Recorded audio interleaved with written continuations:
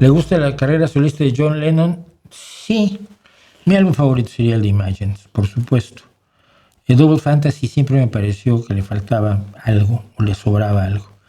Yo pensé que tuve un problema. A la larga, al paso de los años, tenía un problema con John Lennon, a quien idolatré. Su muerte, su asesinato, fue un golpe brutal. Yo me pasé la noche oyendo música de Lennon y llorando. De verdad, ¿eh? Bueno, no toda la noche, pero buena parte de la noche, varias horas. Sí, fue un golpe terrible. Porque a Lennon lo habíamos idealizado. Luego la realidad nos fue dando en la cara, ¿no? Lennon no era esa persona que habíamos idealizado y tenía muchos defectos que uno trata de no tener, ¿no? Por ejemplo, el de nunca dejar a un hijo de lado. Nunca dejar a un hijo de lado, ¿no? Y cosas así me han hecho menos lenonista al paso del tiempo.